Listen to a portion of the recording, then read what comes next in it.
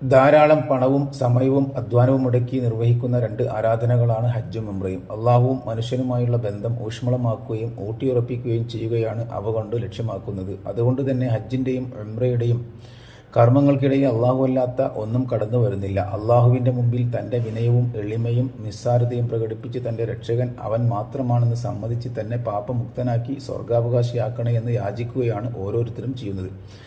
എന്നാൽ ഖേദകരമെന്ന് പറയട്ടെ, പലരും ഹജ്ജിന്റെയും ഉംറയുടെയും ആത്മാവിനെ വിസ്മരിച്ച് അവയുടെ പ്രതിഫലം നഷ്ടപ്പെടുത്തുന്ന പല പ്രവർത്തനങ്ങളും അവയ്ക്കിടയിലും അവയുടെ മുമ്പും പിമ്പും ചെയ്തുകൊണ്ടിരിക്കുന്നുണ്ട്.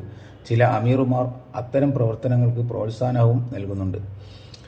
ഫലപ്രദമായ അറിവ് ഇല്ല എന്നതാണ് അതിനു ഹേതുവാകുന്നത്. അവരോടൊപ്പം വന്ന ആളുകളെ തൃപ്തിപ്പെടുത്തുക എന്നതാണ് അതുകൊണ്ട് അവർ ലക്ഷ്യം വെക്കുന്നത്. എന്നാൽ ഇത്തരം പ്രവർത്തനങ്ങളിൽ ഏർപ്പെടുക വഴി പലരും ഹജ്ജും ഉംറയും കഴിഞ്ഞ് മടങ്ങി വരുന്നത് പാപമുക്തരായിട്ടല്ല, പാപഭാരം അധികരിച്ചവരായിട്ടാണ്.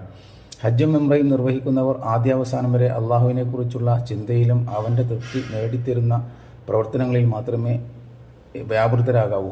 മക്കയിലും മദീനയിലുമുള്ള ചരിത്ര പ്രാധാന്യമുള്ള സ്ഥലങ്ങളും മറ്റും സന്ദർശിക്കുമ്പോൾ അവയെല്ലാം നമ്മളെ അള്ളാഹുവുമായി കൂടുതൽ അടുപ്പിക്കാൻ വേണ്ടിയായിരിക്കണം. കൂടാതെ അവിടങ്ങളിൽ വെച്ച് അള്ളാഹുവുമായി കൂടുതൽ അകലാനും നാം ചെയ്ത ഹജ്ജും ഉംറയും ഫലരഹിതമാകാനും ഇടവരുത്തുന്ന പ്രവർത്തനങ്ങൾ ചെയ്യാൻ വേണ്ടിയാകരുത്.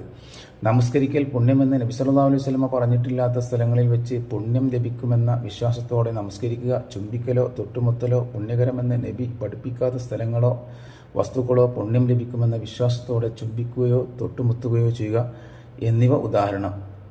സൽക്കർമ്മങ്ങൾ ചെയ്യലല്ല, ചെയ്തുകൊണ്ടിരിക്കുന്ന സൽക്കർമ്മങ്ങളെ പ്രതിഫലാർഹമായി നിലനിർത്തുക എന്നതാണ് പ്രധാനം.